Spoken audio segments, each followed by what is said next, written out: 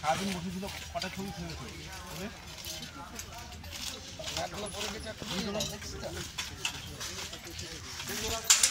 এই যেদিকে দাঁড়িয়ে আছে ওইদিকে সাইকেল পেছনে দাও তাও জেলা গ্রুপে পাঠাই তুমি ছবি তুলেছো সকালে কাছে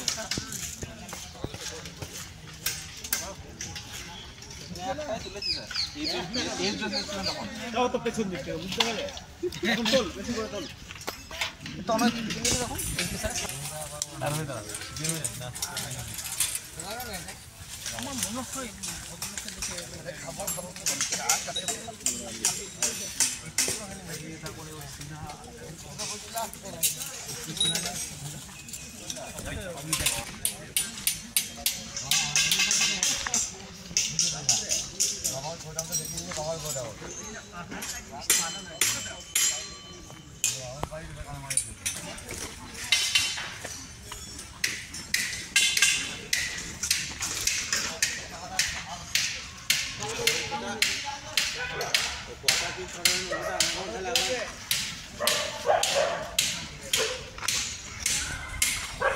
থেকে 3 বার এখানে আসছেন।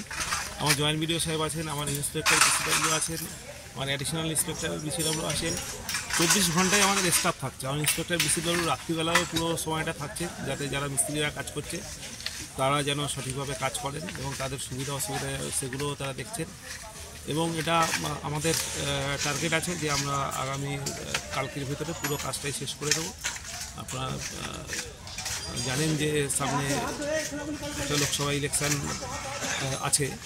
ইলেকশান ঘোষণা হয়ে গেলে যেটা হয় যে আমাদের বিভিন্ন রকম সরকারি পরিষেবা দেওয়ার ক্ষেত্রে ডাইরেক্ট বেনিফিট দেওয়ার ক্ষেত্রে আমাদের কিছু বিধিনিষেধ চলে আসে।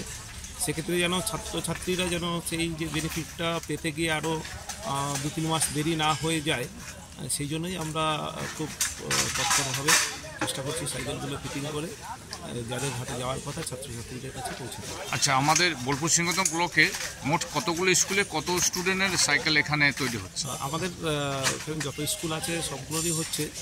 আমাদের তার ভিতরে প্রায় 3,500 সাইকেল আমাদের এখান থেকে আমরা ফিটিং করে দিচ্ছি। অলরেডি ডিস্ট্রিবিউশন হয়ে গেছে। হাই স্কুল যতগুলো আছে সব জায়গায় আমাদের আর একদিন কাজ করলেই আমাদের বাকিটা হয়ে যাবে। এবং আমরা শুধু ফিটিং করছি না, এখানে ফিটিং করে সাথে সাথে সেই স্কুলগুলো হাতে তুলে দিচ্ছি এবং দূরের স্কুলগুলো যেগুলো আছে তাদেরকে আমরা এখানে গাড়ি করে সেই স্কুলের সাইকেলগুলো পৌঁছে দিচ্ছি যাতে ছেলেমেয়েদের হাতে যাবে। আচ্ছা, ব্লকের তরফ থেকেই আপনারা সেই স্কুলে পৌঁছে দিচ্ছেন?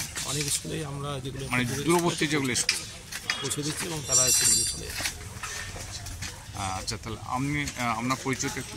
আমি সত্যজিৎ বিশ্বাস, ভিডিও বোলপুর সিংহদম।